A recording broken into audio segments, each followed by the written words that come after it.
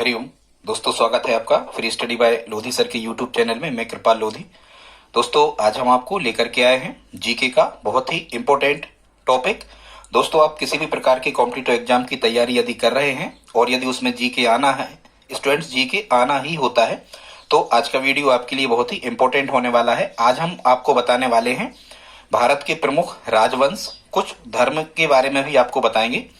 भारत के प्रमुख राजवंश व उनकी राजभाषाएं। यहाँ से स्टूडेंट्स क्वेश्चन आपको कैसे आते हैं कि कौन से वंश की राजभाषा क्या हुआ करती थी, मतलब जब वो उस वंश का शासनकाल भारत में चल रहा था तो उनकी राजभाषा क्या थी, मतलब उनके राज्यों के जो कार्य होते थे वो किस भाषा में होते थे। दोस्तों, यदि आप हमारे चैनल पर पहली बार आए हैं तो प्लीज हमारे चैनल को सब्सक्राइब कर लें, साथ में बेल आइकन पर क्लिक करें ताकि सबसे पहले नोटिफिकेशन आपको मिलता रहे।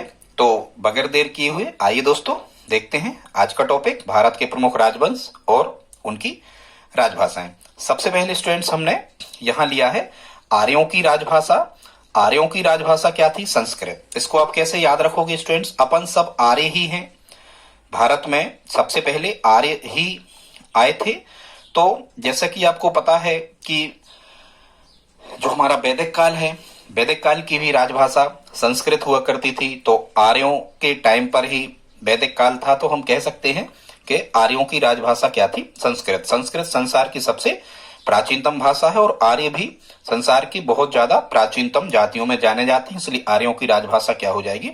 संस्कृत। फिर देखते हैं स्टूडेंट्स, गुप्त काल की राजभाषा क्या थी? तो गुप्त काल की राजभाषा भी क्या थी? संस्कृत। अब आपको पता है कि एक तो देखो, गुप्त में भी लास्ट में यहाँ ता है और संस्कृत में भी लास्ट में यहाँ ता है, ऐसे भी आप याद रख सकते हो। नहीं तो आप ऐसे याद रख सकते हो कि हिंदू धर्म को सबसे ज्यादा आगे बढ़ाने का जो कार्य किया है वो गुप्त काल के ही शासकों ने किया है, जैसे मंदिरों का निर्माण करवाना, शिवलिंगों का निर्माण करवाना, बहरें बनवाना, ठीक है, इस टाइप से। तो जैसे कि आपको पता है कि जो गुप्त काल है इसे भारतीय साहित्य का स्वर्ण युग कहा जाता है। तो ऐसे हम कह सकते हैं कि गुप्त काल की जो राजभाषा थी वो क्या थी? संस्कृत थी। आई होप आप समझ गए होंगे। आगे देखते स्टूडेंट, फिर यहाँ 3 नंबर पे है शकों की राजभाषा। तो शकों की राजभाषा भी संस्कृत थी। अब यहाँ संस्कृत में तो शक यहाँ लिखा ही है, तो आप जोड़ दो। शकों की राजभाषा क्या थी? संस्कृत, ठीक है। हाँ, गुप्त काल को भारतीय इतिहास का स्वर्ण युग कहा जाता है। शकों की राजभाषा क्या थी? सा और का यहाँ लिखा ही है, तो शकों की राजभाषा भी क्या हो जाएगी स्टूडेंट? संस्कृत हो जाएगी। आई होप आप समझ गए होंगे। फिर हम देखते हैं मौर्य काल की राजभाषा क्या थी। तो जैसा कि आपको पता है कि मौर्य कहाँ राज करते थे, तो ये मगध, बिहार, मगध में ये राज्य करते थे। कहाँ करते थे? मगध में राज्य करते थे। और वैसे ही मौर्य को समझ लो आप मोर। तो मोर कहाँ नाचता है? बिल्कुल स्वच्छंद होके। तो मोर नाचता है प्रकृति में। कहाँ नाचता है? मोर नाचता है कहाँ? प्रकृति में। तो यहां से आपको याद हो जाएगा कि मौर्य काल की जो राजभाषा थी वो मागधी प्राकृत हुआ करती थी। आगे देखते हैं स्टूडेंट, सातवाहन राज्य की राजभाषा क्या हुआ करती थी? सातवाहन राज्यों की राजभाषा भी प्राकृत ही थी। अब इसको कैसे याद रखोगे? तो देखो, 7 वाहन हो, चाहे 10 वाहन हो, चाहे 100 वाहन हो, कहाँ चलेंगे? प्रकृति में ही तो वाहन हमें दिखते हैं चलती हुई। ऐसे आप याद रख सकते हो। 7 वाहन राज्यों की राजभाषा क्या थी? प्राकृत थी। अब देखते हैं स्टूडेंट 6 नंबर पे, विजयनगर साम्राज्य की राजभाषा क्या थी? तो जो विजयनगर साम्राज्य था, हरिहर और बुक्का नामक 2 भाइयों ने इसकी स्थापना की थी। विजयनगर साम्राज्य की राजभाषा हुआ करती थी तेलुगु। चूंकि ये दक्षिण के ही राज्य हैं, आंध्र प्रदेश साइड के, इसलिए भी आप याद रख सकते हो तेलुगु। नहीं तो ऐसा याद रखना कि भाई कोई नगर है और वो नगर है वो काय के लिए फेमस है? तेल के लिए फेमस है। कोई नगर तेल के लिए फेमस होता है, जैसे अपने यहाँ जामनगर है, तेल शोधक कारखाना है यहाँ पर। ऐसे नगर वगैरह ऐसे होते हैं जो कुछ नगर विशेष प्रकार की तेल के लिए फेमस होते हैं। तो ऐसे आप याद रख सकते हो। विजयनगर साम्राज्य की राजभाषा क्या हुआ करती थी? तेलुगु। फिर स्टूडेंट्स, चोल साम्राज्य की राजभाषा क्या थी? तो चोल साम्राज्य की राजभाषा हुआ करती थी तमिल। चोल साम्राज्य की राजभाषा क्या थी स्टूडेंट्स? तमिल। अब आप इसको कैसे याद रख सकते हो भाई? आप कहीं जा रहे हो और आपको चोल मतलब चोर मिल गया, होता है कभी कभी, कभी कभी ऐसा होता है, आपको चोर मिल गया, चोर मिल गया, ठीक है। ऐसे करके आप याद रख सकते हो। चोल साम्राज्य की राजभाषा क्या थी? तमिल। अब देखते स्टूडेंट्स 8 नंबर पे है जैन धर्म की भाषा। ये कुछ हमने 2 धर्मों को भी शामिल किया है क्योंकि ये भाषाएं भी आपसे एग्जाम में पूछी जाती हैं।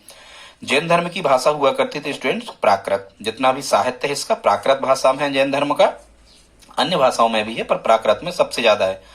तो वैसे ही आपको पता होना चाहिए कि जो जैन लोग होते हैं स्टूडेंट्स, ये प्रकृति के बहुत बड़े उपासक होते हैं, प्रकृति के बहुत बड़े उपासक होते हैं जैन लोग। ये हर एक प्राकृतिक जीव की सुरक्षा करते हैं, रक्षा करते हैं, उस पर दया की भावना रखते हैं। प्रकृति पर बहुत ज्यादा दया की भावना कौन रखता है? जैन। तो ऐसे याद रख सकते हो जैन धर्म की भाषा क्या थी?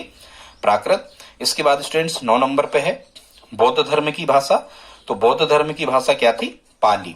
ठीक है, यदि जैन की आप प्राकृत याद रख लोगे तो बौद्ध धर्म की भाषा क्या थी? पाली। क्योंकि आपको पता है कि जो, या फिर ऐसा भी आप याद रख सकते हो कि एक शब्द याद रख लो आप, बीपी। बीपी तो यदि जैनों की प्राकृत हो जाएगी तो पाली किसकी होगी? बौद्ध की। ऐसे भी याद रख सकते हो, बी से बनेगा बौद्ध, पी से बनेगा पाली, ऐसे याद रख सकते हो। या फिर याद सीधा का सीधा याद कर लो बौद्ध पाली। ठीक है, क्या कर लो? बौद्ध पाली। या मान के चलो बुधवार के दिन आपने कोई विशेष वस्तु पाली, ऐसे याद कर लो बुधवार के दिन आपने कोई विशेष वस्तु पाली। तो बौद्ध धर्म की भाषा क्या हो गई? पाली। इसके बाद स्टूडेंट्स लास्ट है मुगल व दिल्ली सल्तनत। मुगल काल की भाषा और दिल्ली सल्तनत में जितने भी राज्य हुए हैं, गुलाम, खिलजी, तुगलक, ठीक है, जितने भी वंश हुए हैं, कहा? दिल्ली सल्तनत के। तो मुगल और दिल्ली सल्तनत की राजभाषा क्या थी? फारसी। इसको आप कैसे याद रखोगे स्टूडेंट्स?